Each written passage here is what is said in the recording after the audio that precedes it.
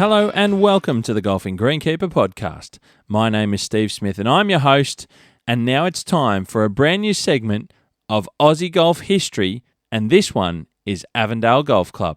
Now, I've been working with Avondale Golf Club as part of their centenary celebrations to help tell this story of their 100-year history. And it's been incredibly exciting, and there's so much to tell you. Now, this is a big story, so I've broken the podcast into two parts. There's part one and there's part two, and they're only going to be a few days apart. So you'll hear this one now, and part two will come out in a few days' time. This is something very special indeed. There are lots of things to talk about and mention throughout Avondale's history. So you'll have to stay kind of with it to follow the dates, but there's things that no one's ever heard of before. We unearthed so many different new, interesting things that has gone into the earliest beginnings of Avondale Golf Club. And if you know anything about me, I dive massively deep into these things. And together, working with Avondale, we've unearthed a number of new parts of their story and new information. And with the amount of sheer work that went into researching for this story and building this story, at the very end of part two, I've got a number of people to thank that helped me along the way, working within the club as well, that helped me build this story up. So I've got a few people to thank and a lot of information coming out the back end of how we were able to put it all together. So please stay through that and listen to those things in recognition of everyone who was involved in the podcast and helped build this story. So ladies and gentlemen, I will hold you no longer other than to tell you, here it is, Aussie Golf History, Avondale Golf Club, and this is episode number 164.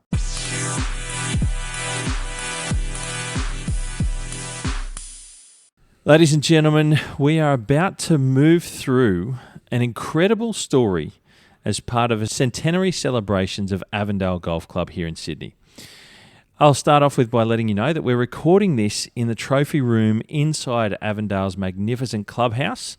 And you see, you might hear a little bit of noise from time to time from in the background, as it's an open and working golf clubhouse that's patronised by many of the members, and they do it so well here. I want to let you know that during the podcast, I will be helped along the way by a number of people from within the club to help bring Avondale's story to life. One of whom is here with me during the beginning and who will be expanding on parts as we go through the club's earliest days, and that is Warren Hogan. G'day, Warren. How are you? Yeah, good, Steve. Thanks for including me on the podcast. Look, there's so much background work to doing and bringing this story together, and we've unearthed a great deal of stuff, and a lot of resources have been used from time to time, and also deep within the club's archives. You've done a lot of work in the background as well, just with other parts of Avondale's history. Yeah, no, well, we've been on a bit of a journey, me and you, and it obviously started for me a number of years ago in commissioning and overseeing the production of the Centenary book, which will be out shortly, authored by the one and only Malcolm Knox. So I didn't have to write it, which was great, but I had to give Malcolm some guidance, so it meant getting into the history. So it's been a great journey, and it's great now to be able to talk about it with you. And wonderful things to come from it. There's lots of information, and all these parts of celebrating the club's centenary are all snapshots in time. We're forever finding new information. I think at one point you're like, Steve, just stop. Please stop, because it will continue to be that way.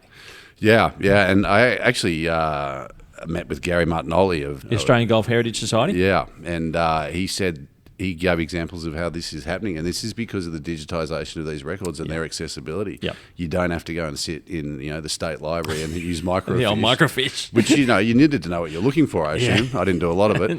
But now, the work you've done here on Avondale, finding these articles, being able to triangulate and cross-reference and come up with new narratives, it's happening all over the golf industry. I think it's probably going to be happening all over the community, because a lot of myths are made. Yeah. Myths are made in the clubhouse. And they're the things that we've been able to iron out a lot of, I think, with this story that's so exciting. And look, let's just get started and we'll get into this.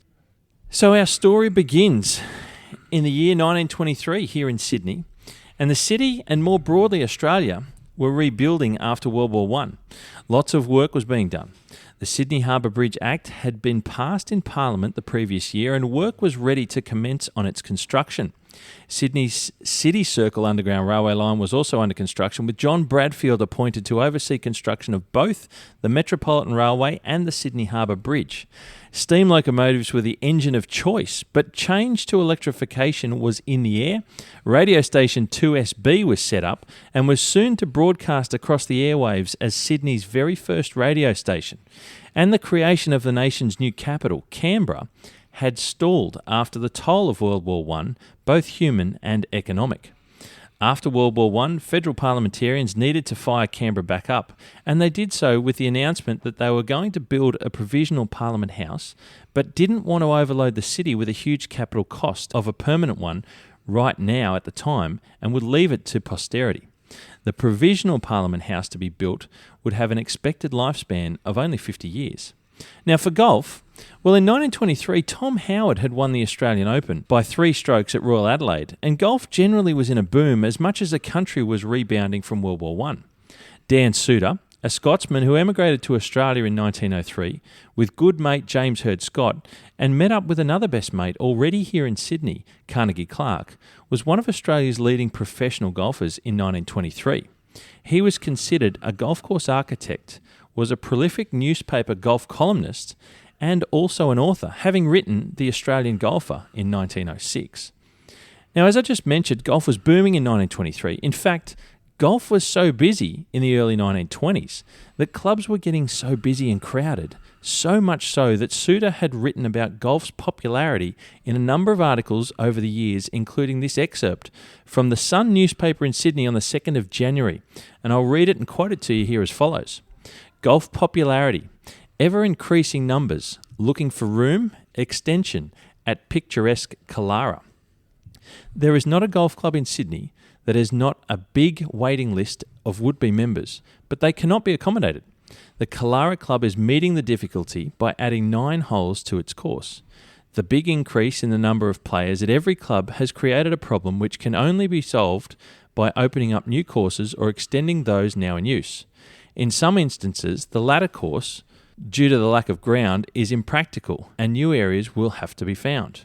Now, with that article in mind, let's drill a little more into golf and Dan Soutar in 1923. You see, by this time, Soutar had won 1 Australian Open, been runner-up a couple of times, had won 4 Australian PGA Championships, and also won 1 Victorian PGA Championship. As far as designing golf courses goes, by 23, Soutar had 13 new designs and or redesigns under his belt, which included courses in Sydney such as Concord, Bonnie Doon, which back then was Marrickville, Manly, and Wentworth Falls and the Blue Mountains, to name just a few. Along with these completed works, in March 23, Soutar had been engaged by Elstonwick Golf Club in Melbourne to design their new Kingston Heath course. And in this same year, he had also been engaged to design new courses for Indooroopilly Golf Club, North Queensland Golf Club, Mittagong Golf Club, Mossman Golf Club, and what would later become both the Lakes and East Lake Golf Clubs. Along with his best mate Carnegie Clark, Soutar was seen as the go-to expert when it came to designing golf courses. There were already a number of golf courses open for play on the north side of Sydney's expansive harbour, they being Killara Golf Club, which began in 1899, Manly Golf Club from 1906, Camaray also from 1906, Mona Vale had a golf course called the Cornish in 1911, and Longreef Golf Club had begun in 1921, along with Roseville not long after in 1923. And only 2 of these clubs, Killara and Roseville, had been built on the extremely challenging terrain of the upper North Shore's rocky ridges, stony outcrops, and deeply dissected sandstone valleys of Sydney Bluegum High Forest. At Killara Golf Club, the first club and course to be built on Sydney's North Shore, the course was so busy that members were becoming frustrated with the hordes of golfers playing on the course at the same time.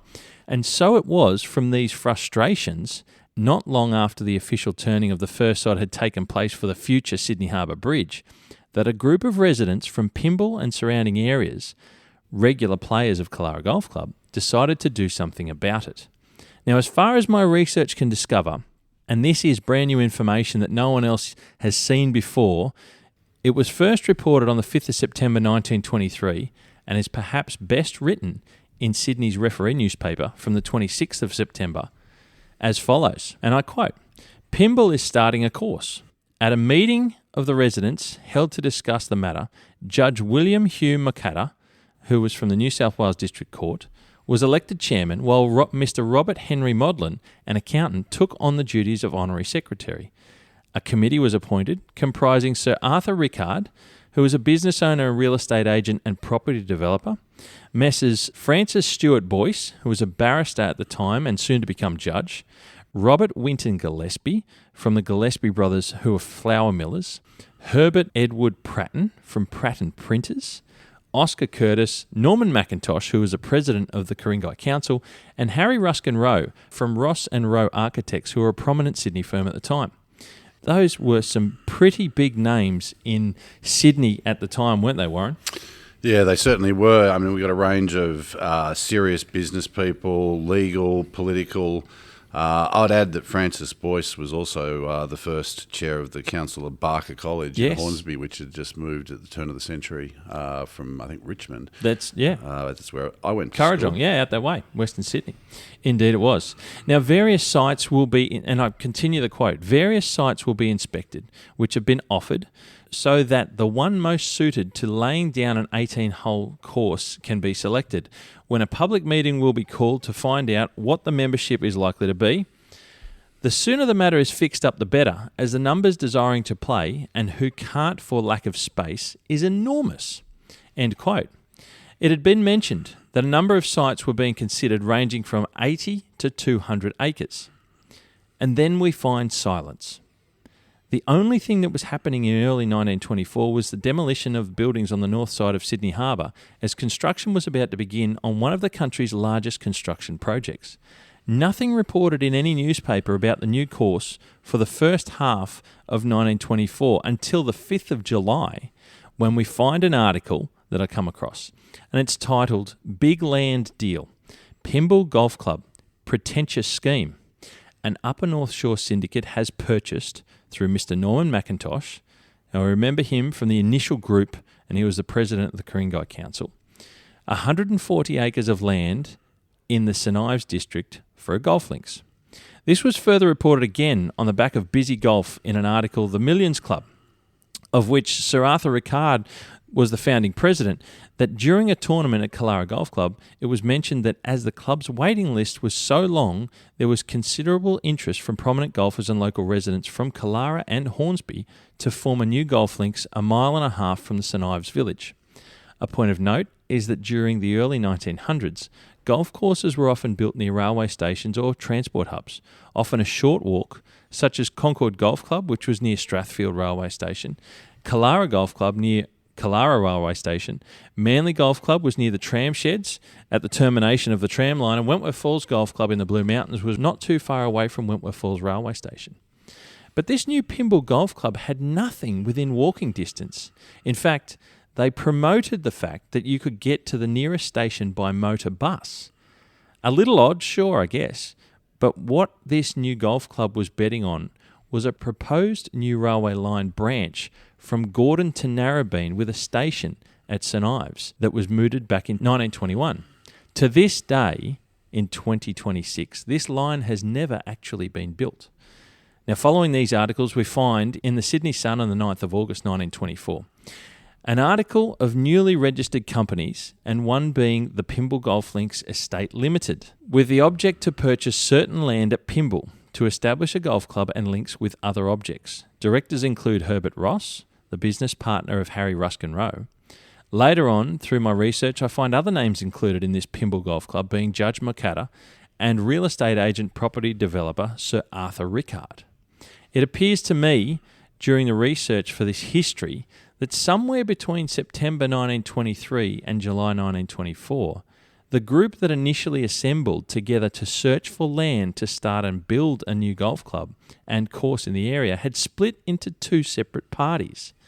Now, the reason I say this is because during my research of Avondale Golf Club's history, I found this particular newspaper article in the Sydney Evening News on the 19th of November 1924, which is also titled Pymble Golf Club, similar to the one from the 5th of July, and it reports as follows, and I quote, "Residents on the North Shore line have secured an area of 200 acres within 10 minutes easy walk of the Pymble railway station for the purpose of establishing golf links at Pymble. The site is near the Pymble Ladies College and has been very favourably reported on by Mr. D.G. Soutar. It is proposed to proceed at once with the project. Among those identified with the scheme are Messrs. R.W. and G. Gillespie, Martin McElrath, Andrew Reid, F.S. Boyce, King's Counsel, and S. Moore. End quote. Now, along with a number of other blokes that were named in that group as well, these were the ones that were more recognisable. This is also the first time we hear about Dan Soutar being involved in a golf course in this area, and along with some of the previous mentioned projects that Soutar was involved with, he was now also engaged to design the new Avalon and Sussex inlet golf courses.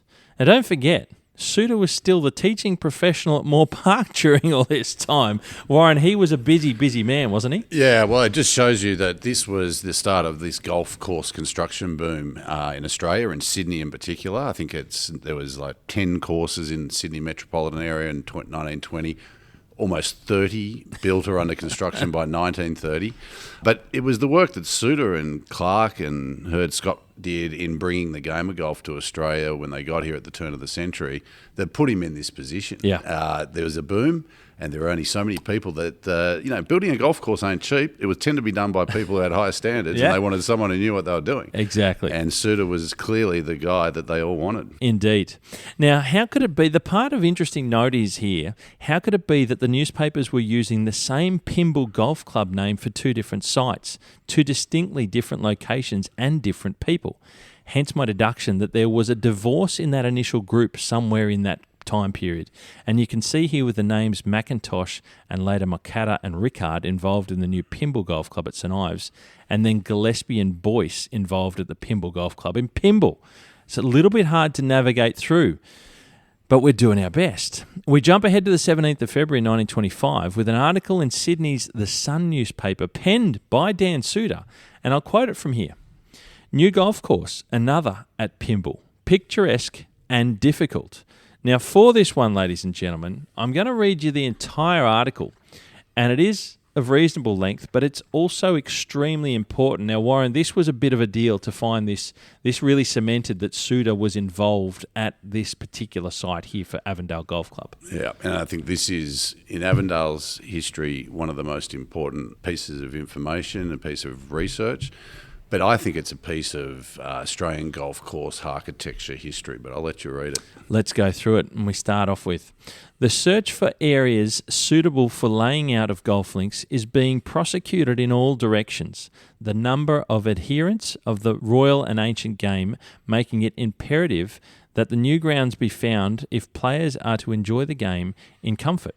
The North Shore district beyond Killara has been combed, and an important area located in the Pymble district, which will make an excellent course. This proposed new course must not be confused with the one already laid out on the St Ives side of Pymble, and which is rapidly being brought into good order. The area in question, which consists of 120 acres and will be utilised in the laying out of 18 holes and a 9-hole ladies' course, adjoins the Presbyterian Ladies' College. That's a 27-hole complex. It was a big idea, I think is what we can say, Warren. It was a good idea. The ground in the vicinity is sharply undulating, terminating in deep gullies, but the site selected for the golf course is a flat plateau-like spur running due north and south, thereby making it possible to eliminate playing into the afternoon sun, an important consideration in the layout of a course in this part of the world. Late competitors in big tournaments over the Sandringham course will appreciate this point. The area was discovered by 2 or 3 members of the Killara Club who were on the lookout for new ground to relieve the congestion on that course, which has become acute during the past 2 years. A small syndicate was formed to purchase the area, which will be handed over to the club when it becomes established. Now, he's got in the next paragraph here 6,000-yard course, and he goes on. An 18-hole course of 6,000 yards has been sketched out by the writer, and it can easily be extended another 300 or 400 yards if thought desirable. 6 of the holes are over 400 yards, 8 between 350 and 400, and the remaining 4 varying from 132 to 170, according to the run of the ground. In order to safeguard against congestion, the first 4 holes are long ones, the respective distances being 410, 263, 423 and 462 yards. A short hole is then introduced, the tee being on high ground and the green on a fine, natural and fairly sandy patch in a hollow, 163 yards away. A small creek, mostly dry, intervenes and will provide a good hazard. The drive will be the feature of the next hole, the tee being on low ground with a sharp rise necessitating a good carry to reach the fairway on the plateau. The 7th will be a good 2-shot hole, 420 yards, slightly dog-legged, thereby putting a premium on a well-placed shot. The 8th is a short hole on level ground, which, with a well-thought-out scheme of bunkering, can be made most interesting. The view from this part of the course is very fine and extensive, the deep gullies on the right taking one's mind to the Blue Mountains, which are plainly visible in the distance. Now, at this time, Dan Soutar had a lot of experience in the Blue Mountains, having designed some of the golf courses up there as well. And there was no pollution back then. Yes. So you could see it most days if it wasn't you cloudy. could see it clearly. The 9th hole is 396 yards. It's straight going, making the distance for the outward half 3,040 yards. The 10th, 363 yards, is similar to the 9th but in the opposite direction, while the 11th, 429 yards, bears away to the right. The longest hole, the 12th, is 462 yards and is a distinct dogleg and will be the longest hole on the course. A short drive will mean an awkward angle to negotiate with the second shot, and should the pace of the ground warrant it, the hole can be extended to over 500 yards. The remaining 6 holes will not embrace any distance over 375 yards, but include 2 most interesting short holes, especially the 17th, 150 yards. The tee for this hole is on an eminence overlooking the shallow head of a deep gully. The green is on a ledge with a sharp background, which will encourage the player to play boldly for the hole. A deep but fairly wide watercourse lies between, ready to gather in all the faulty tee shots. A firm mashie or easy iron shot, according to the wind, should reach the green, but a carry is essential to success. The 18th, 365 yards, runs parallel with the northern boundary to a green in front of the clubhouse. The tee is on a rocky ledge, but the carry is not a severe one, and the rest is plain sailing. The whole area is at present covered with timber, and instead of cutting straight lanes, a beautification scheme providing for cleared spaces interspersed with clumps of trees will be carried out.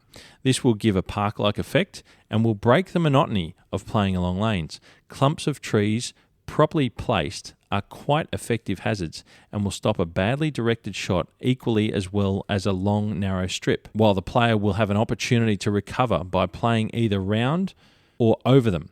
The clubhouse will be situated within an easy 10-minute walk of Pymble Station, and with so many attractions, no difficulty should be found in establishing a full membership. Now, that's quite an article, Warren. It's a vision of a course I wish we had.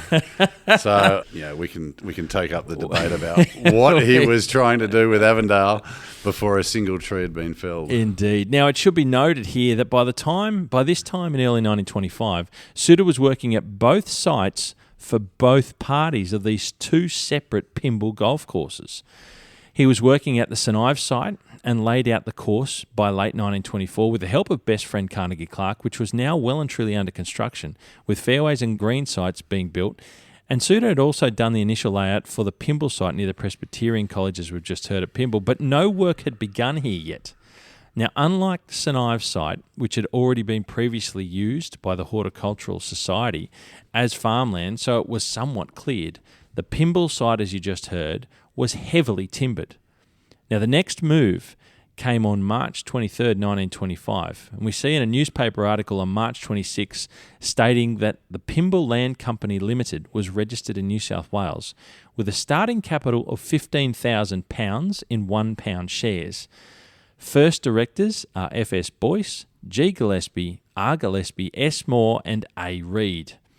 It's time for a little background of a few people and their connections involved with the Pymble Land Company working on this new golf course and club project adjacent to the Presbyterian Ladies College. And I want to start off with the Gillespie brothers, Robert and George. Now, they were sons of Scottish parents and were two of the three brothers that were owners of the company Gillespie Brothers, which was an enormous flour milling company that started in 1903 in Sydney.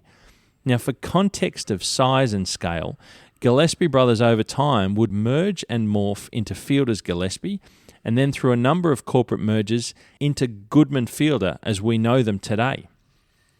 Now, Robert in particular was chairman of the New South Wales Flour Millers Produce Company, chairman of the National Export Committee. He was a director of the Bank of New South Wales. Westpac, there you go. And from this point in time would soon go on to become chairman of the New South Wales Flour Mill Owners Association, founder and chairman of the New South Wales Flour Millers Trade Council, a director of Colonial Sugar Refining Company, which we know as CSR, and also Queensland Insurance Company Limited. That's a hell of a repertoire and boards and positions, Warren. Yeah, I don't know how he had time for golf. Makes you wonder. Let alone build a golf course. Makes you wonder. Now, being of Scotch heritage, the brothers were staunch Presbyterians and were influenced by the Scottish tradition of kirk and school. Kirk meaning church, and just so you know, I had to Google that. I didn't know what that meant. Now, Robert was an elder of the Wahroonga Presbyterian Church, a director of the Scottish Hospital, chairman and benefactor of the Presbyterian Ladies College, Pymble, and founder, benefactor, and first chairman of the Council of Knox Grammar School at Wahroonga, which began in 1924. Robert also founded the Presbyterian Church Educational Trust, gave generously to St Andrews College and the University of Sydney, and was a board member of the Burnside Presbyterian Orphan Homes. He would eventually go on to be knighted Sir Robert Winton Gillespie. I think I could see why. He was a big man. Did he sleep? Did he sleep? Now, his brother George Gillespie was also a founder and benefactor of the Knox Grammar School, director of the Royal Exchange Assurance Company, along with a number of pastoral interests. And I think it's important to go through the scale and size of these people, because back then, Warren, in the early 1920s, you can't just go about buying land and building a golf course, building a golf club. For Noah, you've got to have big influence and lots behind you. Yeah, well, I think the influence is the issue, but it's never been cheap to build a golf course. No. Not in 2026, not in 1926. Indeed. So you needed capital. Indeed. Now, a point of note, Sir Arthur Rickard, as it turns out, and you've heard that name before, he was involved in the flour industry, but it was another business to that of the Gillespies. And now I'm not sure, and I'm speculating here, and who knows, maybe there was some competition there because Rickard was involved with Pymble, but who knows, that's history. Now, another key name in the start of Avondale was Andrew Reid. Now, Andrew Reid was a Scotsman from Linlithgow, just outside Edinburgh, and emigrated to Australia in 1882 to join his friend James Hardy with his small importing business of rubber, tannery products and building products in Melbourne at the time. Not too long after arriving in Melbourne, Andrew would become partner of James Hardy Company in 1895 and then moved to start an office in Sydney in 1900. By 1911, James Hardy, the company, had grown significant in size as the company had changed with a heavy focus on building materials with the use of fibro-asbestos that had changed the building industry as it was very strong and fireproof, and these were great qualities for building materials in Australian conditions. Now, as time would tell, there was a horrific downside to the use of asbestos products, which we now know. James Hardy himself had retired from the company in 1911 and sold his half of the company to Reid, who was now in full ownership and control. Apart from being a significant figure in the business world, Andrew Reid was a regular golfer of the Killara Links and, like the Gillespie brothers, was a founder and benefactor of the Knox Grammar School. In fact, it was Reid and Robert Gillespie that put down the initial deposit to purchase Earlstone to start Knox Grammar School. Earlstone was the home of Sir Charles McKellar and his famous poet daughter Dorothy McKellar until they decided to move to Point Piper and the property came up for sale. Reid was also a director of the Burnside Homes at Carlingford, and after the passing of his wife in 1934, built the Margaret Reid Home for Crippled Children at St Ives. Reid was also a practicing Presbyterian. Reid also had interests in agriculture. Now, I had the luck of coming across one of Andrew Reid's grandsons, Ian, during research for this project, and upon contacting him, I had the privilege of speaking with Ian. He told me that the 1930s, Andrew Reid was the first person to breed Aberdeen Angus cattle in Australia. And like I said, these are big people and big influence around the country. Big ambition. Indeed. He purchased property in New South Wales' southern tablelands and imported Aberdeen Angus direct from Scotland, his home country, as a business venture, and almost immediately had success. The Angus then were award-winning cattle, and almost 100 years on, Ian tells me they're still winning industry awards today. Now, understanding the type of people the Gillespie brothers and Reid were in business, faith, and their Scottish background, I can only connect the dots that with their connections, if they were looking to start a golf club and build a golf course, it would make sense to get another Scot, and arguably one of the best in Australia in 1924, and that was Dan Soutar to design it. What do you reckon there, Warren? Well, unfortunately for them, Dan was a bit busy. He seems to have agreed to write an article. He was everywhere. Now, we've just heard that in February 1925, Soutar writes this article detailing the golf course that he's outlined, and following that in March, the Pymble Land Company was registered. But then all goes quiet, with nothing reported about the new course adjacent to the Presbyterian Ladies' College. And remember, neither project had announced the official name of their respective clubs yet. At this point, looking back at history, it almost appears as a race to see who would open their course first, either the Pymble Club at St Ives or the Pymble Club near the Ladies' College. Who would it be? A bit of context relative to what's going on elsewhere in Australia at the time, and in early 1925 in Canberra, the Federal Capital Commission was established and the race was on down there to develop everything they needed so Canberra could be the working capital city it was meant to be, with the goal of moving all the public servants there from Melbourne by 1927. Things were happening all over the place. Now, at this time, the St Ives course was powering ahead, more so than the site adjacent to the Presbyterian Ladies' College. They had announced the scheduled opening date to be in late 1925. Professional golfers had been signed up for an opening exhibition match, and this time the name of the club was used for the first time. The new St Ives course had called their club Pymble Golf Club. On the 1st of October 1925, the Pymble Land Company, working on the course near the Ladies' College, officially engaged a bloke by the name of Albert George Mayo to head up the small team to build their golf course. Mayo wasn't a greenkeeper and had never done anything like it before. He was actually a dairyman and had applied for a job at Burnside Homes Orphanage as he wanted to teach farming to the children. The story goes that one of the Pymble Land Company directors, who was also a director of Burnside, met with Mayo and refused to give him the job, insisting that he take on a new job of building a golf course at Pymble. How's that for influence? Well, at least he had a few jobs to offer. And it sounds like Mayo had a great character. Indeed. Mayo accepted the job, and he and his family moved from Turramurra to Avon Road, right near where the new golf course was to be built. Mayo had a small team of 5 men and himself, one of which was William Billy Mackenzie. Billy was a Scot. Yet again, we find another Scot.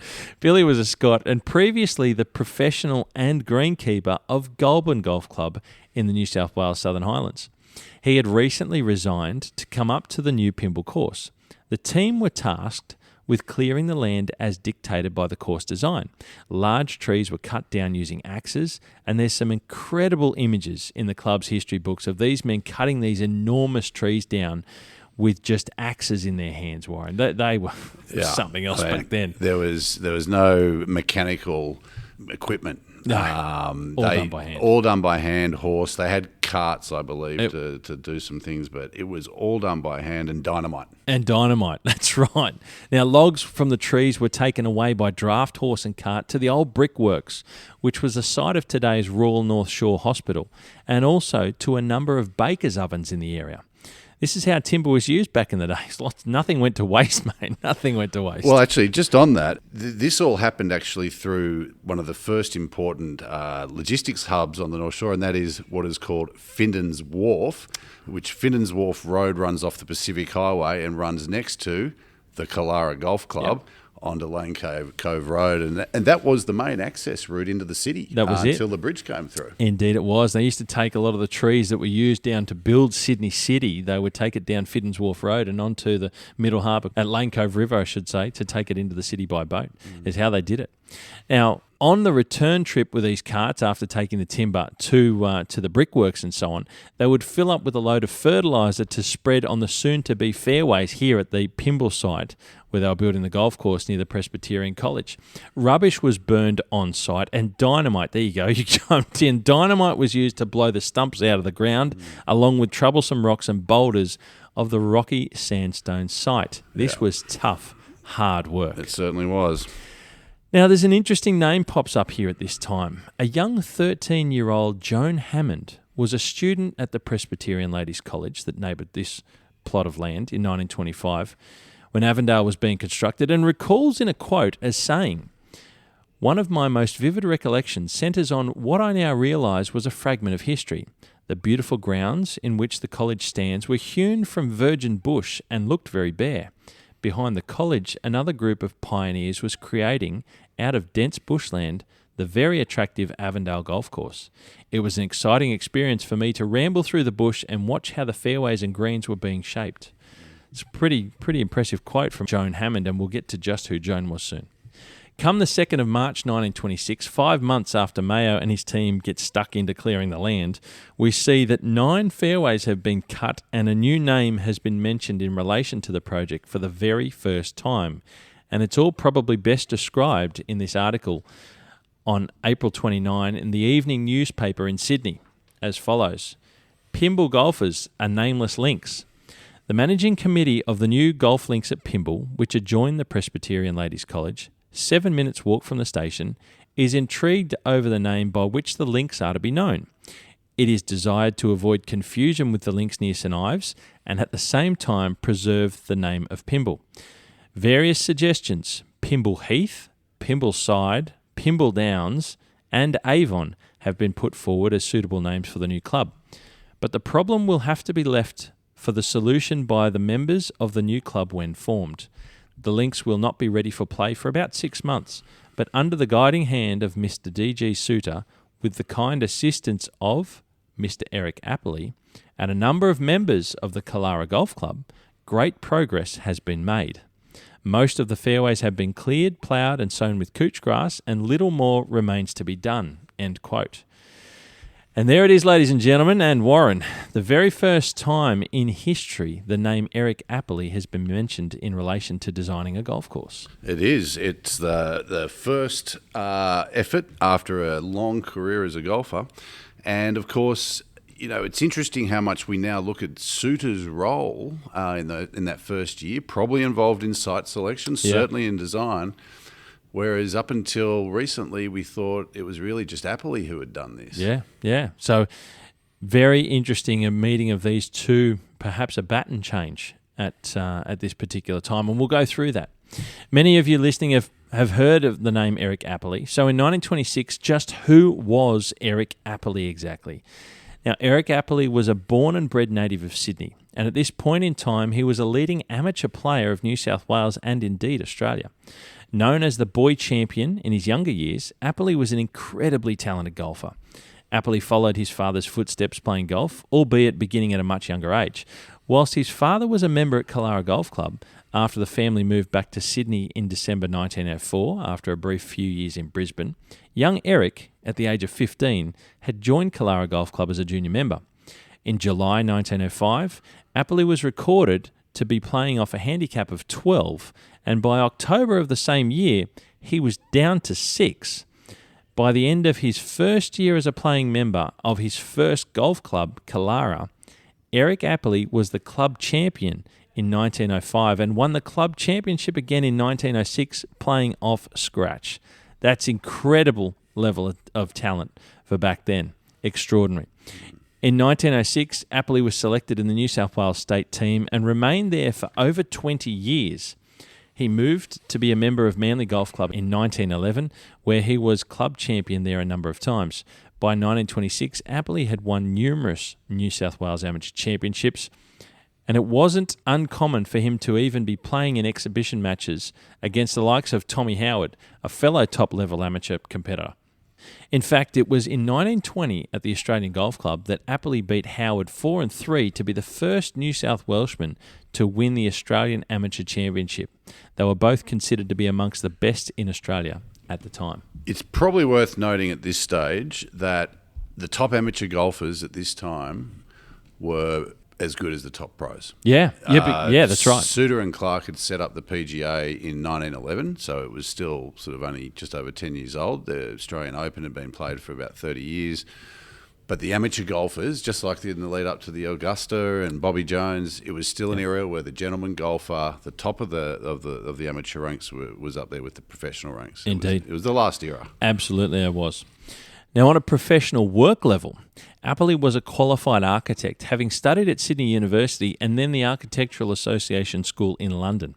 In 1918, Appley, together with Henry Wright, established the firm Wright and Appley and was soon commissioned to design a number of commercial buildings throughout Sydney and later into regional areas of New South Wales. In 1923, Wright and Appley had designed the first new clubhouse for Blackheath Golf Club in the Blue Mountains, and then in 1924, the pair were commissioned to design the new clubhouse for Manly Golf Club, of which both men were members. The Manly Golf Clubhouse still stands today in over 100 years on. Appley was also astute when it came to golf course architecture. In the early 1920s, Appley had written numerous newspaper articles articulating the concepts behind course architecture and playability, including hole design, bunker design, hazard placement, and how to navigate the architecture relative to your ability as a golfer. With this background and understanding of who Eric Appley was in 1926, it appears to me as a logical step that one day Appley would get involved in designing and building a golf course. And as it turned out, he would do so for the very first time with Dan Soutar, arguably Australia's leading golf course architect of the time, at this yet-to-be-named golf course right here in Pymble. On the 28th of June 1926, the members of the Pymble Land Company met at the Turramurra Masonic Hall with the following resolutions carried. Now, this was a big one, Warren. The golf club would be formed, the name to be Avondale Golf Club Limited, and that's the first time we hear that. Yeah, and they obviously, from the newspaper article, were very perplexed by the St Ives Club being called Pymble, and wanted to keep the Pymble name, it seems, but they couldn't do it. Avon Road was one of the access points, and I think the geographic marker was the most important thing, and it's a great name. And it works. It worked well.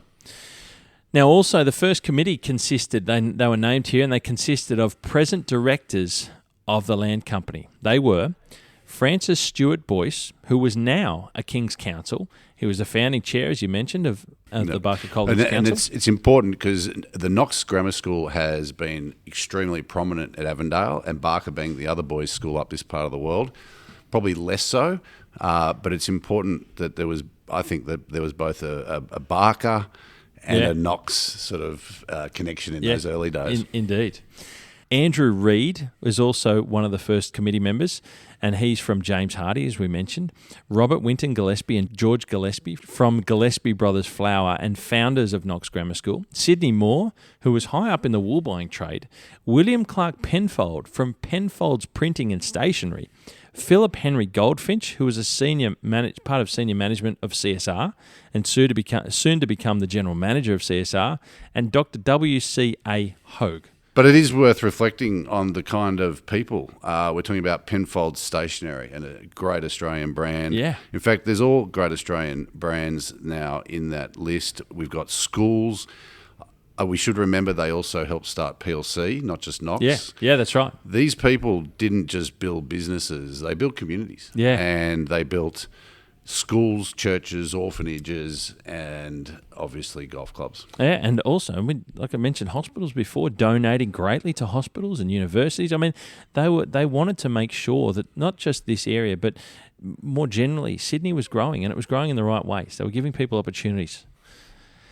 Now, part of starting Avondale Golf Club, the rules of the club were to be based on those of Concord Golf Club. Yeah, and I don't know why. Concord was obviously one of the early golf clubs, But it was one of those things that we've always known as Avondale members, and went with the previous mythology that Avondale had started because we didn't like the restrictions of timesheets at Killara and set up our own club.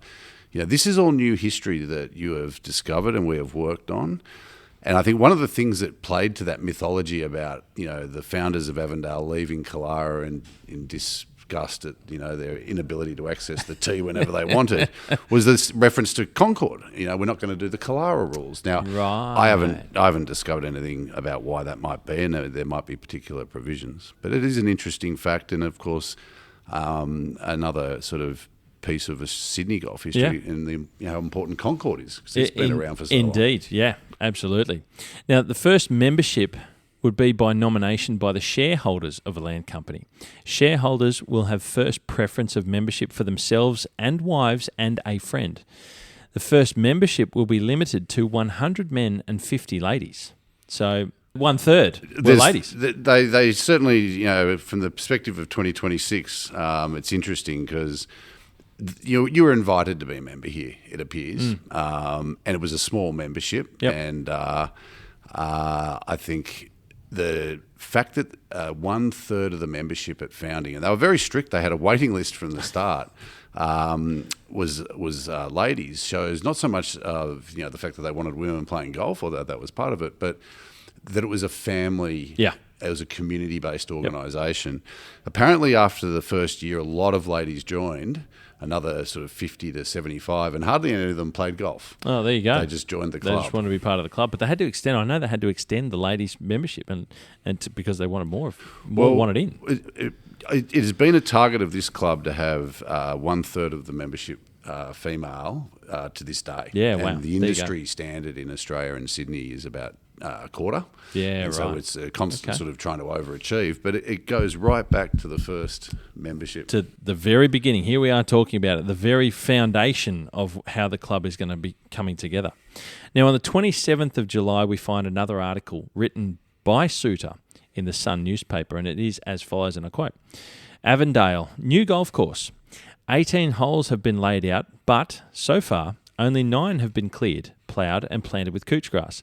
A good deal of delay was caused by the exceptionally dry spring last year, but given favourable conditions this year, it is expected that a 9-hole course will be ready for play about February next, and then the other 9 holes will be tackled. It goes on to say, at the present time, it takes the best part of an hour to reach the links, but with the advent of the North Shore Bridge, that's the Sydney Harbour Bridge, the soon-to-be-completed Sydney Harbour Bridge, and electrification of the railways, Pymble Station will be 20 minutes from Wynyard Square, and the course will be reached in about the same time as it takes to reach Kensington or Rose Bay by tram at the present time. Golf courses are not made in a year, so that by the time rapid transit is available, Avondale will be amongst the best of the inland courses around Sydney. The approximate length of holes of the new course, when fully extended, will be as follows, the distances being in yards. On the outward 9 is 320 yards, 190, 590, 250, 410, 290, 540, 160 and 410 for a total of 3,160 yards. Which is pretty much the front 9, as we say now. That's it. And the homeward 9 is 400 yards, then 150, 400, 410, 320, 460, 420, 230 and 440 with 3,230 yards, giving a total of 6,390 yards. And he's got here equal to championship length. Clearly an objective from the start. Championship length was, 6,000 yards it appears? Yeah, well, that was the original headline of that article that Soutar had written. Now, at the time, Appley is working on this design with Soutar. From this detail of the 18 holes, we can see the routing order has changed and resembles much closer to the 18 holes we see today. My guess is, and you and I have talked extensively about trying to work this out, Warren, my guess is that with Appley's input, they changed the routing and settled on something that they viewed was better than the initial routing, which, to be honest, would make sense having had Soutar make a routing on the site when it was still heavily covered in bush before any work had started clearing. That said, it appears to me that they were still trying to work out how best to navigate the portion of the course that falls steeply into the valley to the north of the clubhouse and today's driveway entrance. That was a really challenging part of this golf course environment, isn't it? Yeah, so I think what we're seeing here is the initial view of Soutar was that the course could be built on the plateau, on the flatlands, and that when they actually got into construction, they realised they couldn't, and we know that the first 9 holes they played, even though he's specced out here what looks something like our current 18. The first 9 holes they built and then played actually was a composite of these 2 nines. And we'll get to that detail because it's quite interesting that they cleared that part of the course knowing full well. They started with the easiest bits. That's it. They basically you get started it going at the top. first, yeah. But they, as you alluded to, they couldn't fit it all on the plateau. They had to go into the valleys. And how they were going to navigate that, they weren't quite sure. So until they got clearing and seeing how the land was going to offer them a golf course. On the 30th of July 1926, we see an interesting article that also appears to set out the future of how the golf course will be maintained from an environmental perspective and is as follows. Avondale Golf Club, rush for membership. Nominations for the new Avondale Golf Club in Pymble have exceeded the number which the committee is able to accept. It will be impossible to enrol any more at present, but a waiting list will be constituted, as you alluded to before.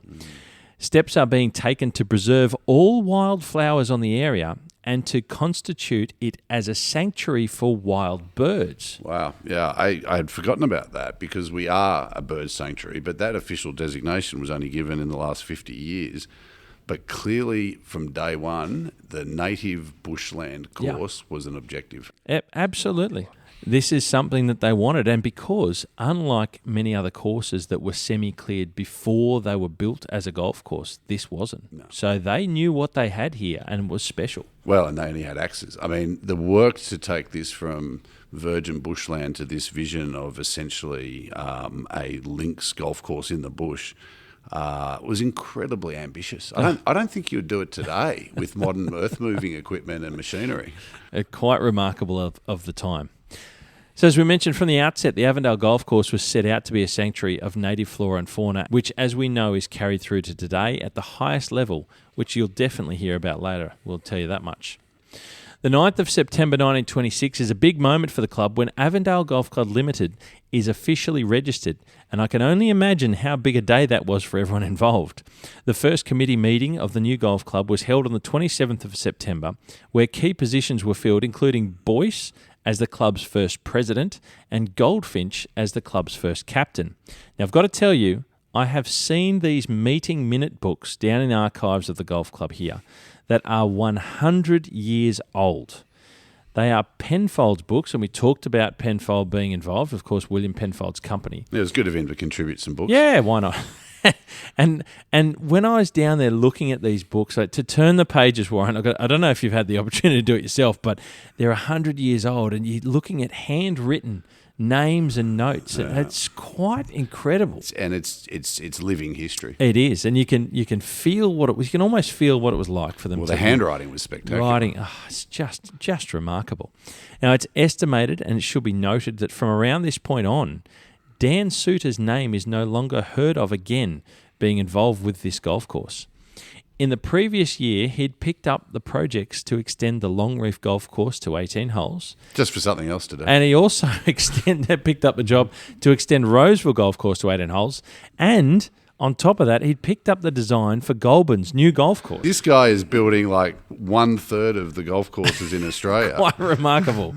He was so busy. There was no Jetstar and mobile phones back then too. No. So he get around by steam train. He was on boat. He was on motor bus and trains a lot. That's exactly right. Now, having only sketched and cleared the first 9 holes, it is of my belief that Soutar just had too much work on, as you alluded to then, Warren. Too much work going on elsewhere, and Avondale could be fully passed on to the capable hands now of Eric Appley to take over and complete the course together with George Mayo. It's a pretty big baton change. It is, and it's big because it offers up. Why was this? Didn't this happen earlier? And it's probably because the golf boom was just starting. Yep. But it is fortuitous because this baton change to Appley is the start of something very special. It is indeed. Now, at a meeting in the city on the 27th of September, the club engaged Wright and Appley Architects to come up with a design for their new clubhouse. On the back of Wright and Appley's work a couple of years earlier with Manly Golf Club's new clubhouse, and Appley assisting Soutar designing Avondale's golf course, it seems to have made sense to the committee of the day to appoint Wright and Appley for this significant and important project. Yeah, well, he'd done those two clubhouses, and they were serious architects. Yep. But it is worth noting that there aren't too many golf clubs where the course and clubhouse were laid out by the same person. Indeed. And it was 100 years ago, and they're both still on the around to this day. January 1927 comes along, and there's numerous newspaper advertisements announcing Avondale Links estate located nearby the new golf course with 188 residential sites available. Now, these ads were also promoting and depicting the soon-to-be-completed Sydney Harbour Bridge that would become a game-changer for the North Shore region once opened. Electrification lines were also coming to the North Shore Railway line with much anticipation for more speedy train trips. These ads were not part of the Pymble Land Company, but another developer who wanted to leverage from the new golf course. In fact, a point of note is that the founders of the club didn't have the intention of some other golf clubs of the time for a quick return on their investment from real estate sales. Avondale Golf Club was very much about the golf course being a sanctuary for the members to escape their busy lives and connect with their fellow members and guests, as you'll soon find out more about. Another aspect of the club itself that was a key part of its foundations. By February 1927, we see tenders being called by Wright and Appley for the construction of Avondale Clubhouse, and by the end of March, it's being reported that construction had already begun. A budget of £7,000 was allocated for the clubhouse. Half the value of the land. Well, half the capital of the Pymble Land Company when it's set up. Yep. Bearing in mind the founders had probably bought the land already, so that was paying them out. So the clubhouse was going to cost half the land, which in today's Sydney is unthinkable. Let's not go there. Let's not. Now, there's a story that says on the 27th of February, the committee had a meeting on the train travelling to Milson's Point, and it was decided to proceed immediately with the building of a temporary clubhouse. Now, there's speculation in the past that the temporary clubhouse may have actually been built in the location of the clubhouse itself, where it stands today, or whether the current pro shop building was in fact the temporary clubhouse. Well, as you know, Warren, part of through this was extensive research, and only just recently I managed to discover some of the original drawings by Wright and Appley of the professional shop and caddy master's box, as it was titled. And in the title of those drawings it says, "To be used temporarily for clubhouse." We can now confirm that the pro shop building was originally the temporary clubhouse until the clubhouse itself was ready for occupation. Incidentally, the building materials recommended on the drawings appeared to be mostly James Hardie materials of the day, being labelled to use fibro cement roof tiles and wall sheeting. They were innovative. There's a little bit more influence coming on from someone like Andrew Reid. Now, on the 17th of March, the club committee approved plans and specs for Wright and Appley's new clubhouse design. Now, the clubhouse drawings actually have on them approval dates stamped for the 18th of March, so it was really quickly to get them approved and start. Well, yeah, I mean, the amazing thing is that they built the clubhouse in what looks like 7 months. Yeah, I know. So it sounds like a rush to get it going, and I think they probably would have been talking about it, but they certainly built it quick. On the 23rd of March, it was mentioned in the Sydney Morning Herald that builders Mackenzie and Adams, who were local builders of the North Shore, were announced as builders of the clubhouse. Now, a point of note is that Hector Mackenzie must have been already known by the Gillespie brothers and Andrew Reid, as he was the building contractor that had built Knox Grammar School's main school building just 2 years earlier. So these guys didn't often go outside their circle of people that they trusted. Well, I don't think there's a lot of pressure on them to build tenders. There's not a lot of governance around this stuff. But, to the point that, they were dealing with people they trusted. There weren't a lot of remedies for things that went wrong. So True. Trust was important back in those days. True. On the 24th of March in the Evening News, we find that a 9-hole routing is in occupation by the membership, although the course had not officially been opened for play yet. A start has already been made to complete the extra 9 holes and bring the course up to 18 holes. The 9-hole routing loop that Appley had come up with are today's 13, 14, 16, 17, 18, 1, 2, 6, and the final hole of a 9-hole loop was played essentially today's practice fairway, but in reverse, hitting from near the 6th fairway back towards the clubhouse, where there was a green located around today's practice tee. This unofficial opening and first ever round of golf at Avondale was played on Easter Monday, the 18th of April in 1927, where George Gillespie hit the first tee shot to celebrate the opening of Avondale's first 9 holes. An important note is that the 9-hole loop was Appley's first ever routing, Warren. It is. It is the first ever, I call it Appley's first run. For our centenary, we're going to bring this heritage course back to life. It was his first 9 holes of his long design career, and of course, as we now know, it was at this stage not planned to be the first 9 holes, so they put in place a composite course before they had a course. Yeah, that's right. That's what, like we talked about, it's what they had cleared, and they needed the course to be open as well. Now, also, the routing of this also shows us that the Pro Shop was potentially built in its location so close to today's 13th tee, which was at the time the first tee, so it kind of made sense to work it that way. Now, it's here at the first time of golf being played at Avondale that we mention a long-standing tradition and something that's become somewhat synonymous with playing golf at Avondale. There's no timesheets used at Avondale Golf Club, Warren, and it's something that I'd like you to explore for us, please. Yeah, well, I think I alluded to this before, is that there's, up until this work that, particularly the research you've come up with, and the work that started with Malcolm Knox in the book, the mythology at Avondale was why the course or why the club was founded, and it was essentially a story based on timesheets. It was the founders couldn't get on the tee box whenever they turned up, and one story even goes that there were kids there, so they were even more upset about to play their round, and so they set up their own course. The reality is we do not have timesheets as a matter of day-to-day operations. We have them on busy days now. Yep. But it wasn't a motive for setting up the course. No, that's right. But what it is a critical element of what Avondale is in 2026. And that is a course that I think most people who've had much to do with the club would say has got a pretty relaxed and friendly culture. And I believe what the founders are doing with the no timesheets, which I think Avondale is one of only 2 courses in Sydney that has no timesheets. There you go. Is trying to encourage everyone to get on well, to be a community. To your point, this was a facility that was being put together as a leisure facility, a sanctuary. It was a wellness retreat. Yeah. And of course, in 2026, surrounded by bush, it has many of those characteristics to this day. But the lack of timesheets, the club here should be commended. The club has stuck to this tradition. It is a friendly club, but I think it really reveals the founders' intentions about what it was. When you've got 150 members, it's pretty easy not to have timesheets. When you've got 800 active golfers managing no timesheets, you just have to ask our Pro Shop or the office, and it is tricky in 2026. But I believe it's an essential characteristic of the culture of the club, which I'm sure will come out through the further discussions. Absolutely. Now, we've soon got some details about the clubhouse in an article from the Sydney Morning Herald on the 30th of March in 1927 as follows. Modern clubhouse. It will be of brick in the style of the early architecture of this state, with cream walls and tile roof, and is designed in such a way that, although complete accommodation will be afforded to start with, considerable extensions to locker rooms, etc., can be carried out later without detracting from the design and with a minimum of alteration.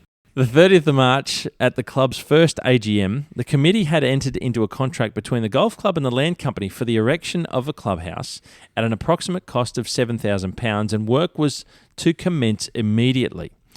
On April 11, Avondale appoints William Billy Mackenzie as professional instructor of the club, basically the club's very first pro.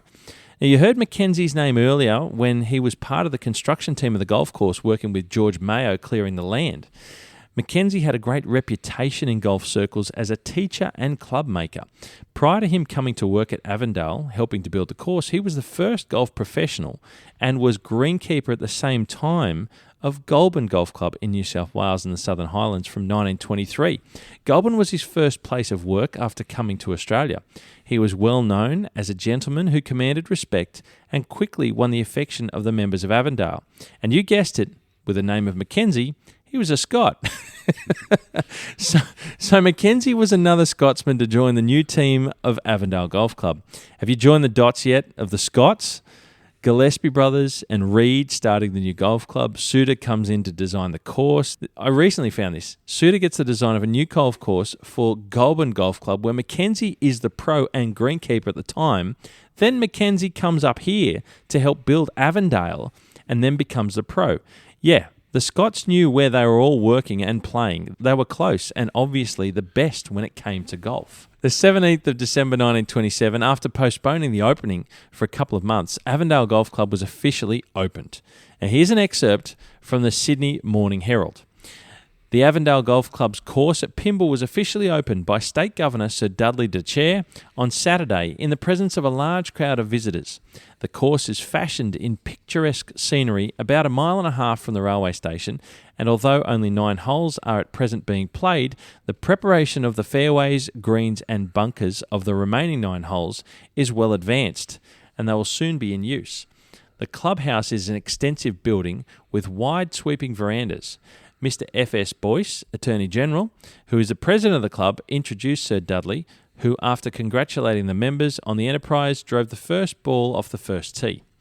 In another newspaper article, we see that a Canadian foursomes bogey competition was played on the day following the opening ceremony, which was won by Alan Hamill-Youther and his playing partner, E.F. Moore. Now, anyone who's heard my history podcast of Killara Golf Club that I'd done previously, you'll know that Alan Youther was the person who spawned the very first idea of forming and ultimately helped build the Killara Golf Club in 1899, the first golf club on Sydney's North Shore.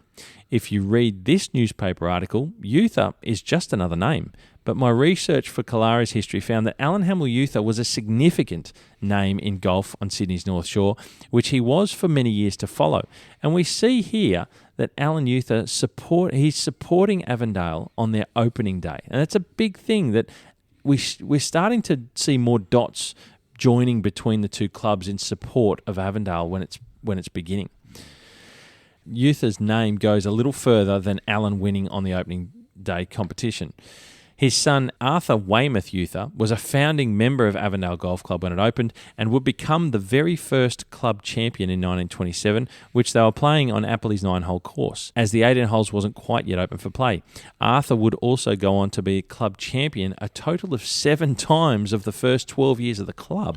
Yeah. I mean, that is up there with, I think there's only 6 people, men and women, who have done that many club championships.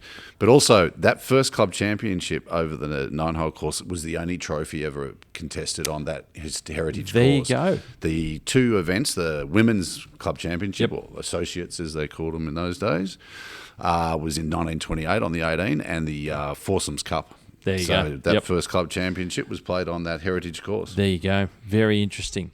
Now, maintaining and caring for the vegetation of the golf course was also an important part of the course land and was clearly recognised as such from its earliest days, as we know.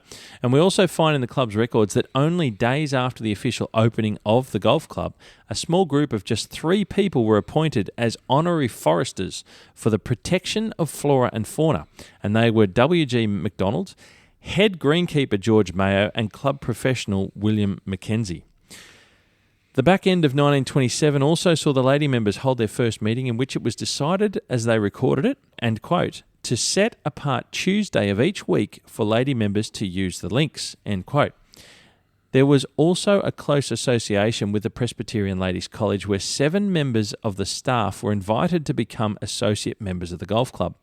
The wording was recorded as follows: 7 ladies who are either the principal or members of the teaching staff or are pupils over the age of 16 of the Presbyterian Ladies' College at Pymble, who shall be nominated annually by the council of such college and who shall have the same playing rights and use of the clubhouse as associate members. It's clear from this that from the very outset, Avondale Golf Club was very much wanting to include women and girls participating in the sport of golf as part of the club. So all's well that ends well in 1927, and work continues in earnest to complete the remaining 9 holes for the golf course to be a full 18-hole course. By the 5th of May 1928, we find that 18 holes is officially open for play, but with barely an announcement or fanfare. And I found that a little bit interesting, Warren. But I want to talk, if we can, about the routing of the golf course.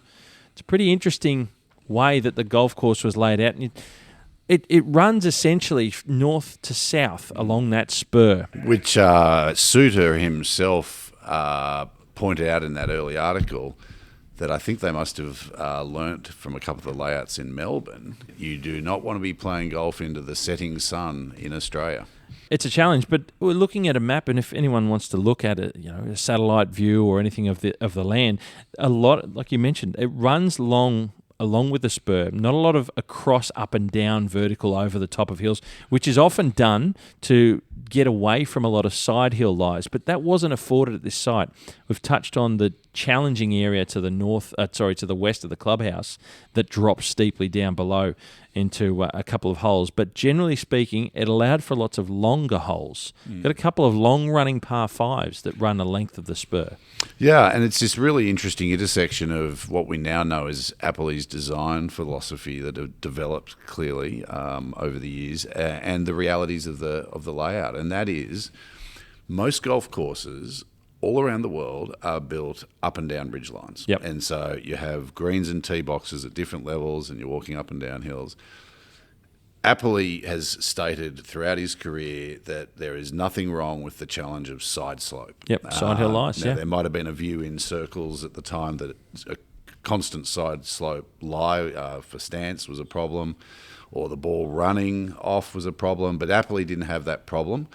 And at Avondale, the side slope dominates. It is prominent on just about every hole. Architects, ever since the very start, have talked about the need to be careful with landing zones because of where the ball just rolls off and is unfair.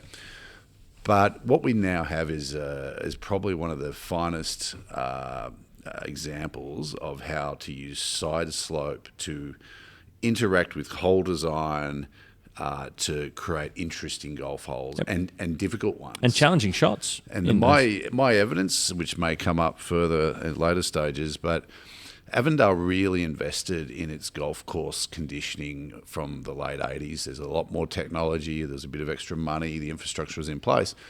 But the course, all through that first 75 years, was popular, and a lot of the best amateurs would play in the Avondale Medal.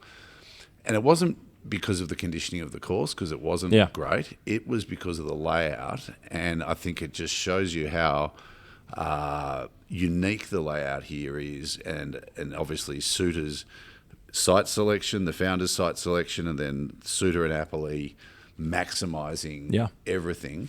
But it wouldn't have been easy golf in those days, because especially in winter with Cooch, you would have had a lot of balls running off where you didn't want them, but that added to the contest. And of course, it also meant that distance, even to this day, isn't what the threat is. It's controlling the ball, which in modern golf is seemingly less important. Criticism of technology in modern golf.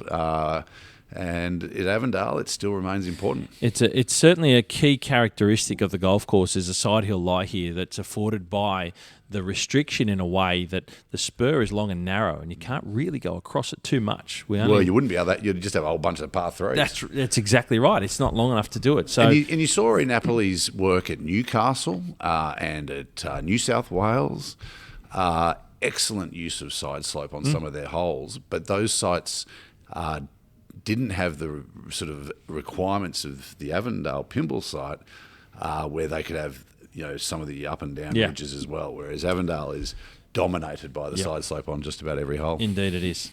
Now, 1928 sees another long-term and big name in the club's history join the club, and that is McElrath in the brothers of Martin and William. These brothers were both Presbyterian Irish immigrants to Australia, and William was, along with the Gillespie brothers and Reed, a founder of Knox Grammar School. In fact, it was William who was tasked by the Presbyterian Church with establishing a boys' school on Sydney's North Shore. Now, the two McElrath brothers were well-to-do businessmen of Sydney. They were the owners of McElrath grocery stores. Now, McElrath's at the time was a chain of grocery stores in Sydney that would go on to become quite significant in the grocery store landscape. So much so that by the 1960s, Woolworths made them an offer that they couldn't refuse, and the McElraths became absorbed into the Woolworths brand. That's how big they were. By the middle of 1928, Soutar and Appley had jointly been announced as architects for the new course called the Lakes Golf Club that was to be built near the Australian Golf Club, and Wright and Appley had been announced as architects for its new clubhouse. George Mayo, the superintendent of Avondale, had clearly made an impact on the golf scene, and with Soutar and Appley. In my opinion, it was his work at Avondale alongside Soutar and Appley that I think it comes as no coincidence that the Lakes approached George and made him an offer of more money to leave Avondale to build their new course, but he refused initially at the time. His loyalty was with Avondale, the first golf course that he'd worked on and one he had fashioned and grown with his own two hands. Yeah, I think we need to bear in mind that Mayo was living in Avon Road. Yeah. And if you wanted to go and build the lakes, you probably had to move. The bridge wasn't open yet. Yeah, you had to get. Yeah, that's and right. he had a family, I believe, so it would have been a big decision. And Avondale was only just laid out. Yeah. Now in 1929, after nearly 2 years of planning, things were getting much closer to Avondale Golf Club officially purchasing the course land and clubhouse from Pymble Land Company. The club's AGM on the 2nd of March spells out exactly how this would occur and ultimately be signed off in November. There's some information in the club that shows Mayo had finished working with the Pymble Land Company on the 24th of Feb, and this was only a week or so from the AGM. There's a story from George's son Merv where he talks about George and Avondale's then secretary-manager having a disagreement resulting in George leaving and ultimately going to work at the Lakes for less money. The info at the club comes in the form of a letter of recommendation for George to the Lakes and shows the dates he worked at Avondale, but surprisingly the letter is dated from the 6th of June 1930, and it's notably not from Avondale Golf Club or the secretary-manager at the time, but from Pymble Land Company, signed by their manager. Now, my interpretation is that Mayo may well have been employed by Avondale Golf Club after the transition of ownership from the Pymble Land Company to Avondale, and when he left for the Lakes, he got a letter of recommendation from the Pymble Land Company and not Avondale, due to this particular maybe disagreement. Now, from here, Mayo would go on to stay at the Lakes, where he carved a reputation of producing arguably the best greens in Australia during his time.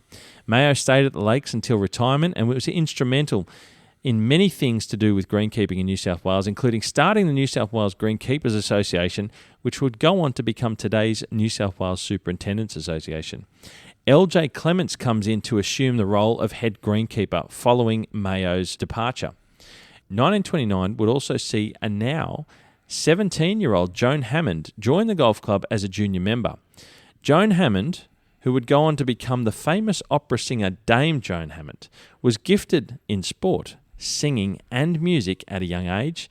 In fact, she was enrolled at the New South Wales Conservatorium of Music to study violin in 1928. Known to have an unorthodox golf swing due to a bicycle accident that left her with permanent damage to her left arm, Hammond was a self-taught golfer. Now remember, I said she became a member of Avondale in 1929. Hammond was already a member of Longreef, but was reported as not having played the game for very long when she won the inaugural 1929 New South Wales Junior Championship. She was talented. Arthur Euther, son of Alan Hamill Euther, becomes Avondale's third club captain and the youngest member of the committee. He also became club champion for the second time in just the first 3 years of the club opening. 1930, and William Mackenzie, the beloved professional of Avondale, is next to leave the club after Mayo and takes up residency at the Australian. I mean, these guys, they're very, very good professionals and in their field, going to places like the Lakes and the Australian in Mackenzie here. Mackenzie was succeeded at Avondale by yet another Scot in Donald MacDonald. There was an incredibly strong Scottish connection with Avondale and one that club clearly enjoyed. 1930 would see Joan Hammond, at the age of 18, become the Associates Champion at Avondale, a title she would win in 1931. She would soon go on to become the New South Wales Amateur Champion in 1932, 34 and 35. And she was runner-up in 33, the year in there that she didn't win. But in 33, the self-taught Joan Hammond, now a young woman, aged 21, was the lowest handicapped female golfer in Australia, playing off just 2. Wow, and just 4 years into her playing. Incredible. Now, not only was she that good, she was also a golf sports journalist. The best yet to come. She was the best, that's right. She was also a golf sports journalist, writing articles for the Daily Telegraph at the time, covering news of females playing golf in Australia and New Zealand. She was quite a remarkable talent indeed. On the 6th of August 1931, Avondale played... Now, this is new bit here, Warren. I don't think you've seen this one, so I've got this one put in. This was found 12 hours ago. Yeah, well, after this, no more. No more. We have a centenary to celebrate. This one's interesting. On the 6th of August 1931, Avondale played host to an exhibition match with a reported following on the day of some 400 golfing enthusiasts. And it was an exhibition of female golfers. Fantastic. That was a team match between a 19-year-old Joan Hammond, teamed up with Odette Lefebvre, versus Mrs. Pennyfather and Miss Ray. The article goes on to say, and I quote, "The same evening, the clubhouse was thrown open for a semi-private dance in aid of the ride home for incurables. The wide colonial verandas were set apart for the dancers, and supper was served in a poppy-arrayed dining room." So, Look, 400 people out following 4 women playing golf on course. That's exceptional, right? I mean, in that day and age, and it highlights, I think, both that issue of commitment to the family. It didn't matter if you're a man or a woman. This was your club. Yeah. But this performance level, we knew that we had Dame Joan Hammond as a member, but this is very interesting. How much the club supported high-performance female golf in the 1930s. Unbelievable. On the 9th of September 31, Hammond played a round at Manly Golf Club, and I like this. This was a good story to add in as well, quite interesting. Again, goes to her level of talent. She had just been gifted a new set of clubs by the members and associates of Avondale after playing a great round at Royal Sydney, and took the new set of sticks out for a hit at Manly. She proceeded to set a new course record with said new clubs, and it was only her second time ever playing the golf course. Fantastic. Boom. So if I have 40 points at Royal Sydney, do I get a new set of clubs? Just kidding. No, that was an exceptional, and to set a course record on the first time you're seeing a course. Unbelievable. They are new courses, to be fair. Yeah, well, yeah, that's 20 true. years old. That's true. 1931, Arthur Youther wins the club championship again, and he would go on to win it in 32, 34, 36 and 39, meaning he won the Avondale Club champion 7 of the club's first 13 years of existence.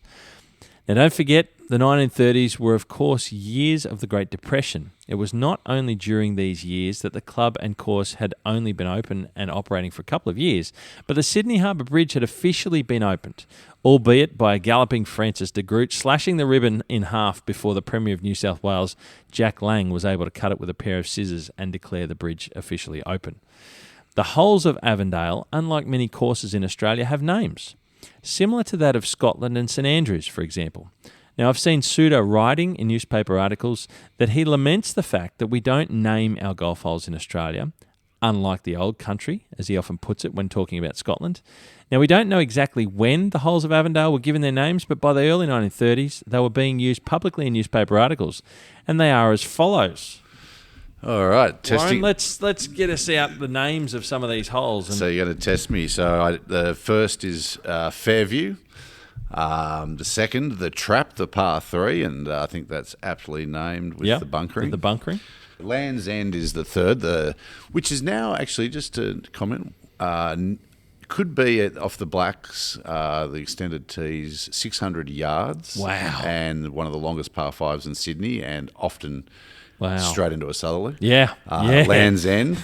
Frying Pan, which today is a mid-length par 3, but back then was a 200, and I think you read out 250 yard uphill par 4. and maybe, I mean, rather than go through the 18, but these names, Crescent, Jungle, Boomerang, Westwood Ho, they're a mix. They're a mix of everything. They're a mix of the old country, the new. Yeah, that's right. And even ones like Boomerang, which relates to its shape of the golf hole itself, a big dog leg. A very Australian name. Indeed. Mayo's and Bob's Knob, named after 2 key people. Yep, so only 2 of the holes are named after people, which I think in Avondale's sense is the highest honour. Yeah. We're not sure of the disagreement that led to Mayo's departure, but the fact that they named a hole after him probably around the time of or after his departure. The story about the 8th Mayos is it was essentially a gapping hole to get from the 7th green to the 9th tee, and they didn't believe that he could build a green because it was a gully, rocky tree, and of course without earth-moving equipment, how are you going to build a green? Apparently he used to sit on what is essentially now the side of the 7th green and stare across the valley, and people said he'd just go and have a nap in the afternoon. But for weeks he would stare across working out how to try to build this green, and he did it, and they named it after him. There you go. But back to the layout, we have a short par 4, a par 3, a long par 5, and now a mid-length par 3 to start with. Not the ideal start. I mean, golf course architecture, even 100 years ago, one of the fundamentals, which Soutar mentioned in his initial article, was to have long holes to start. Yep. This is the only shortcoming of the Avondale design, and we have to live with it today. Busy days, we're going to have some congestion at the start.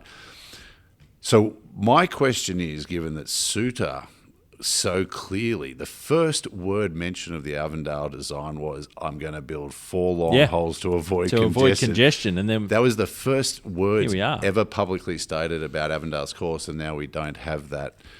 We have the opposite problem. What happened that created that routing compromise? Because I suspect that something happened between the early days and the final layout. I mean, it's we manage it and people are aware of it. Yeah, there was a reason for change, and we may never find that out, but something did change. Something happened.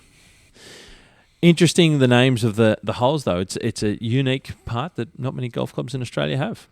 Now, an article on 23rd of December 1932 talks about the course's irrigation system getting an upgrade. 2 things from this that I take. One is that the course had some sort of irrigation system from the very early days on, and 2 is that the upgrades are mentioned to allow for improved turf growth to the outer reaches of the course where water pressure was struggling to provide enough water. So they were installing a new main line, and that's, again, goes to the longer vision of the club to continuously try and improve however they could. And also maybe access to infrastructure, because there was just massive residential growth in this area in the time, and who knows what extra access they got to lines and so forth. Exactly. But it just... The main game in this stage was getting the infrastructure and the big parts of this course right, and the fact that we're basically all of it's still in place today, I think, is a testimony to that willingness to get those foundations of the course, the irrigation, the layout, all of it in place. Not to worry too much about the topping and the nice sort of conditioning, but to build a really strong, solid foundation was clear. By 1933, after being president for 8 years since the club's opening in 1926, Francis Boyce would pass the baton of presidency on to Robert Gillespie. And with everything that Robert had done and would do for the club, he picked up the baton for some of the club's more difficult years that were soon to come. We also find in a newspaper article in 33 that says the pro Donald MacDonald has returned after a 6-month trip to England and has brought back the latest method of bunkering used on inland courses, where digging bunkers is very expensive and mostly unsatisfactory. This is a quote from that article. The method is to lift the sods about 4 inches and fill the depression with sand. This does not leave a hole to fill with water in the rainy season. It has acted wonderfully well at the Avondale 13th green, which has been reconstructed. So there's a little bit of work being done on course at the time, and they were trying to... Donald MacDonald was... This is greenkeeping and architecture stuff. So the pros were at the forefront of this stuff as well. Well, to my point is it's trying to get the bones right. Yeah. Yep, indeed. 1935, William McElrath donates money so a small lawn bowling green could be built on the north side of the clubhouse. William was a fan of lawn bowls, being a member of Warrawee Bowling Club, as much as he was a fan of the Avondale Golf Club. Well, I think it's to be clear here that one thing that stands out with Avondale in this perspective is it's a golf club. It's not a country club. There's no tennis courts. And William, who was obviously a big donator and people respected that, wanted a lawn bowls green. No one else probably did, and so they didn't build it to competition size, and there was no interclub. That's right. It was only a small bowling green. And after World War II, it was ripped up. It didn't last. Now, in 1936, the club's records show that the club's committee of the time applied to Chief Secretary, and I presume that was the local council, to have the course grounds declared as a bird sanctuary. The club promptly received a reply stating that it was already a bird sanctuary. Now, my take is that the club was looking to have this officially recognised as such more than just, saying that it was. The 10th of April 1938, George Gillespie passes away at the age of 74, and it was reported that he was battling a long illness. 1939, World War II begins, and like life in Australia, things take a dramatic downturn, Warren, and this is a pretty tough time the next 10 years for the golf club. And it's when Avondale fundamentally changes, and I would argue when it becomes, in many ways, the members club that it is today. Andrew Reid had also passed away in that pre-World War II era, and World War II took a huge toll on Avondale, as it did on many courses occupied by the military. The coastal courses like New South Wales Long Reef completely taken over. Many other courses, Pennant Hills, Avondale had units that were housed and trained on parts of them, not necessarily the whole thing. But World War II took a big toll on the Sydney community, much more than World War I. We were genuinely worried about invasion. Yeah. And golf took second fiddle, as it should. But look, the big one was that Robert Gillespie died in the last months of World War II in 1945. And he was, although the McElraiths were near founders, they weren't official founders, came in soon after and continued to support the club. Everything changed there because in 1945, the military had left. The economic. Avondale seemed to navigate the Great Depression quite well. In fact, we bought some land, only the second major purchase apart from the original purchases, in 1939, and we were investing, as you stated. The clubhouse was being invested in as well. So we seemed to get through the Depression, but World War II, everything caught up with the place. And when the founders, with Sir Bob Gillespie dying as the end of the war, the place was on its knees, and it then had to be rebuilt because that first 20-odd years it was a founders club. They funded the start of it. They funded all the investment. They were all on the committee. We only had 3 presidents in the first 25 years. We had 8 captains and 10 general managers. I don't think the subscriptions were particularly high. You were almost a guest as a member of the founders. They funded everything, but that was no longer feasible. The McElraiths acted as a bridge. But one family can't fund a whole course. No. When it's a number of families. And I think the main thing that we saw coming out of World War II was what I call the start of a proper members club, because the members started to have to pay for the club. Yep. And the first treasurer, and I say that because I'm a former Avondale treasurer, the first treasurer of Avondale was George Coburn in 1947 or 48, I believe. And he was the one who turned it all around. He started to sort of pay attention to the finances, get the subs going, get the investment happening. And, of course, the big move came in the early 60s with that block of land they bought in 1939 at the back end of the Great Depression. They sold to Lend-Lease, I believe, for a residential development all along what is now the 14th, paid out all the debt of the club. Yeah, wow. So the club, for its first time in its history, was debt-free. So this period, this wonderful sort of story we've just gone through about the founders, World War II were deep, dark days for Avondale, for Sydney, for Australia. Yeah, we were under threat. I think when we look at it from the perspective of people who weren't even alive, we don't realise just how much we were worried about being invaded. But the club and a lot of elements of Sydney and Australian life had to change after World War II, and Avondale did, and it took 30 years really to get back to sort of this well-to-do place. It was tough days. It was a tough hole to come back out of. It was, and in World War II, just the last evidence of this, during World War II, we had the superintendent, and that was all we had for greenkeeping staff. We didn't have a general manager. We didn't have a secretary.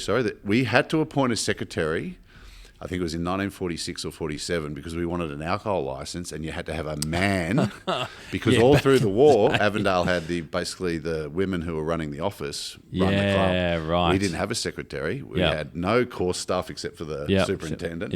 So it was tough going, but out of that, a club was reborn, and the thing that I think the founders gave us, apart from the course and the clubhouse and all of this, was this culture related to that point I made earlier about timesheets. And that is a culture where anyone can play with anyone, so be nice. Yeah. And it has a powerful influence when you don't have all these cliques formed within a club. Yeah, it's a big deal. It changes, like you said, it's a cultural difference of the club deep within.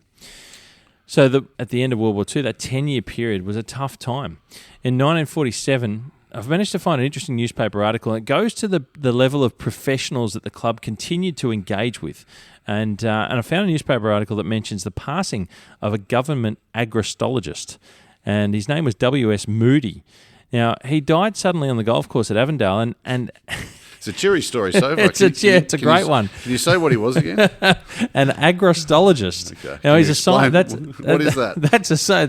What is that, Steve? Now it's a scientist in the branch of botany that specifically in grasses, and often from an agricultural background of grains. Now, Mr. Moody is reported in the article as having given invaluable and volunteering help in advising green committees as to the most suitable grasses for greens and fairways.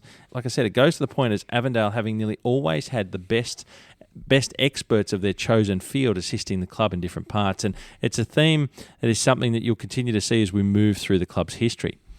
We get to 1949 at the back end of that really challenging 10-year period, and the club's membership hit 629. And it is in 1949 that the club approached another top amateur golfer, but this guy was an engineer as well, and his name was Prosper Ellis, and he was to look at what options there were to improve the golf course, which had remained unchanged for the past 19 years since it was completed in 1928. And so ends part one of our story to do with Avondale Golf Club's history, and we're going to take a pause there because it is a big history, and when we come back, we'll pick things up there in 1949, and we'll continue the story of Avondale Golf Club.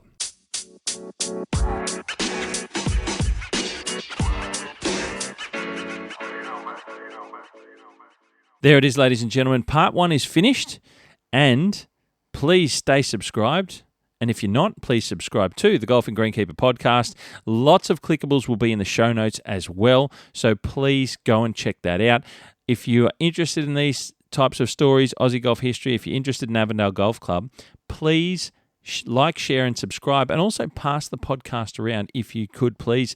It's a wonderful way to get the podcast out to help educate people who are interested in these types of stories as well, along with all the other different things that we have going on the Golf and Greenkeeper podcast. Ladies and gentlemen, until part two comes out in a couple of days' time, you hit them clean, we'll keep them green, and I'll catch up with you very soon.